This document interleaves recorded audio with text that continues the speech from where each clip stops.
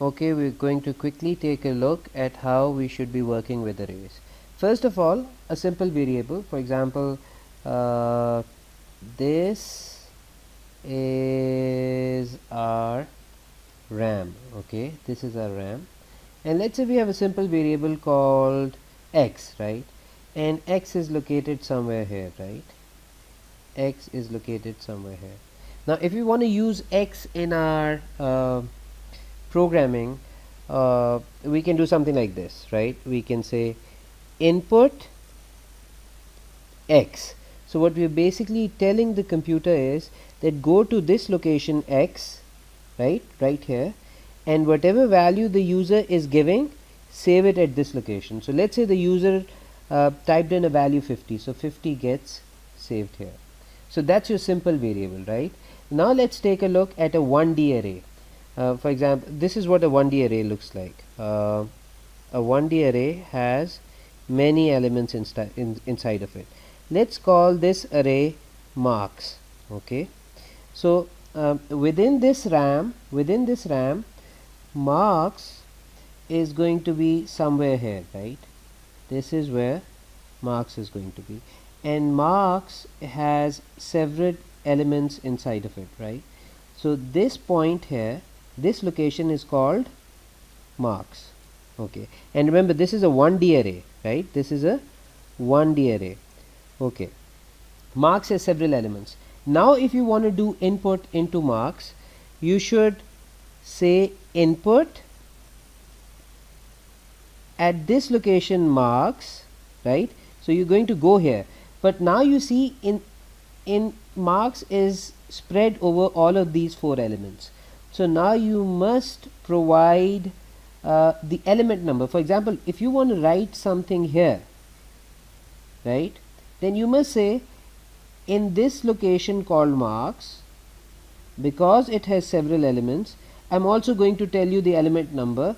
So let's say this is element number 1, 2 and 3. So I'm going to say input marks 3, which means what? First the computer is going to go to the location marks, then it's going to take a look at the element number, which is 3 in this case, and then it's going to go to this location, and whatever value user has input, let's say the user input the value 70, so it's going to go to marks first, and then within marks it's going to go to the third element, because that's what we've specified here, and this is where it's going to save this value 70, which was just input by the user. Okay, so this is how we work with 1D arrays. Typically when you want to input into all the elements of the array, this is where we knew we were going to input into the third element, right? So we knew what we were doing here. We had to go to the third element and input into it. But what if we want to input into all the elements of the array, into all the 4 elements of the array? What we do generally is we set up a loop. We say for I is equal to 1 to 4, which means I is going to initially have a value of 1, and as long as the value of I keeps changing and it becomes 4, the loop is going to keep running. If it gets to be more than 4, let's say I becomes 5, then the loop is going to stop, right? So I is basically the control variable. Now I initially has a value of 1, which means if I write a statement like this, input marks I, when the computer comes to this line, when this line gets executed, right, when this instruction gets executed, first thing you're telling the system to go to this location called marks.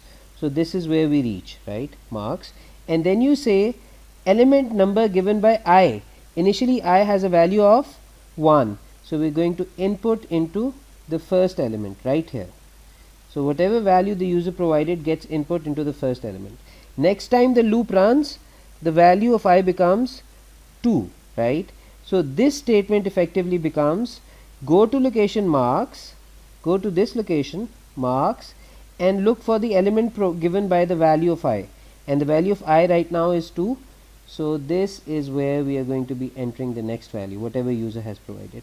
So you see this in this scenario, the value of I keeps changing, and each time we go to that memory location that is being referred to as marks, we go to that memory location and within that memory location we look for the element that is being specified by this value of I. Okay, so what does a 2D array look like? Let's start working with a 2D array. A 2D array looks like this, right? So this is a 2D array, right? Let's just call it Y, right?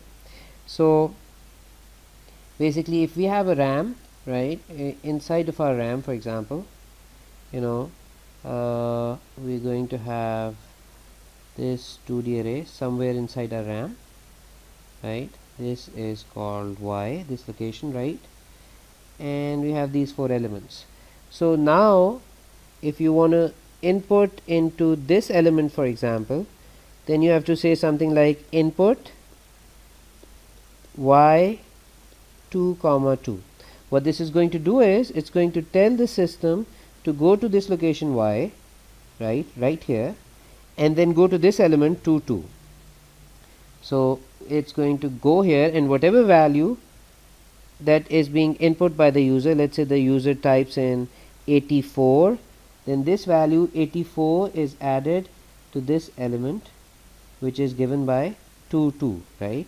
This element right here. Okay, so it's as simple as that, right? So when we were working with 1D array, we were using a single loop. When we are going to work with 2D arrays, we are going to use 2 loops. If we were ever going to work with 3D arrays, which we are not going to work with because that's not part of our course, but for 3D arrays we would have set up 3 loops. So it's as simple as that. Because it's a 2D array, we're going to set up 2 for loops. For row is equal to 1 to 2, for column is equal to 1 to 2, and then we have next here. This next belongs to this for, and then we have another next here which is going to belong to this for, right here. Okay, so what we can do here is we can just write input Y R comma C. So what happens is that when this piece of code gets executed, we are going to input at location Y, right, at the element given by the value of R and C. Remember, the value of R is going to change from 1 all the way till 2, and the value of C is going to change from 1 all the way till 2. So what is going to happen is when the row is 1, this inner loop is going to run twice, right? So C will become 1 and then it will become 2. So first we'll go to row 1 column 1, and then we're going to go to row 1 column 2. Once this loop has run 2 times, we come to this next and we go back up. Now the value of R becomes equals to 2. So this, when the value of R is 2, the inner loop is once again going to run 2 times. Okay, so once this inner loop runs 2 times, first the value of C is 1. So whatever value the user inputs is going to get input here. Then when this loop runs the second time, the value of C becomes 2, and whatever value the user inputs gets added here, gets input into this column. I hope you've understood this concept. 2D arrays are very simple to work with.